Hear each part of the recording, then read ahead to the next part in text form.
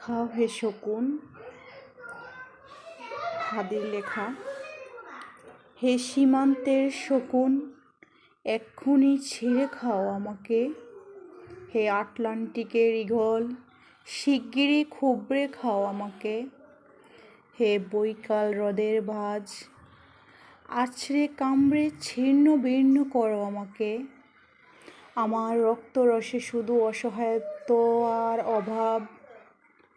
কাগজের কামরারা তারে আদর করে মুদ্রাস্ফীতি ডাকে। ঋণের চাপে নীল হয়ে যাচ্ছে আমার অনুচক্রিকা। সংসার চালাতে অন্তরে হয় ইন্টারনাল ব্লিডিং। সংসার চালাতে অন্তরে হয় ইন্টারনাল ব্লিডিং। কি আশ্চর্য, তবু আমি মরছি না। এদিকে দোজকের ভয়ে আত্মহত্যা করবারও সাহস পাই না আমি।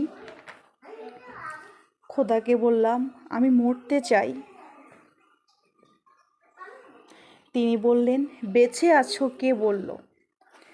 সহস্রাব্দ উন্নয়নের সাক্ষী হিসাবে রাজা তোমাকে মমি করে রেখেছেন। বাজারে দীর্ঘশ্বাস ফেললে নাকি রাজ্যের ভীষণ বদনাম হয়।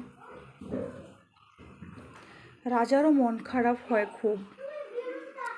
কোতোয়ালেরা ফরমান জারি করেছে আমাকে সারাক্ষণই হাসতে হবে, নইলে দেশি কুকুর ও বিদেশি মাগুরকে একবেলা ভালো মন্দ খাওয়ানো হবে আমার মাংস দিয়ে। নিত্যদিনের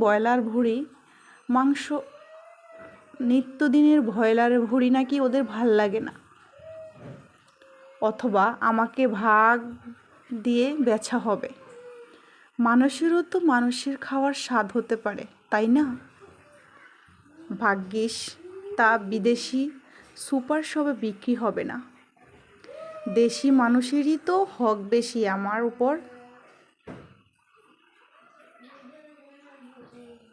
এই দোজখী যখন নিয়তি, তখন আমি উন্মাদ হয়ে ডাকছি দুনিয়ার শ্রেষ্ঠ মাংসাশী বিহকদের, হে ঈগল, চিল, ভয়ঙ্কর বাজেরা, হে সাম্রাজ্যবাদী সাহসী শকুনেরা, তোমরা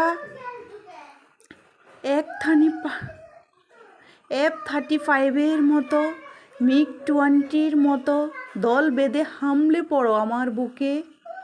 আমার রান থান চক্ষু কলিজা আজ সব তোমাদের গনিমতের মাল।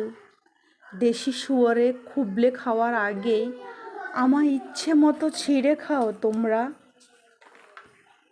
দোহাই, শুধু মস্তিষ্কটা খেও না, তাহলে শীঘ্রই দাস হয়ে যাবে তোমরা।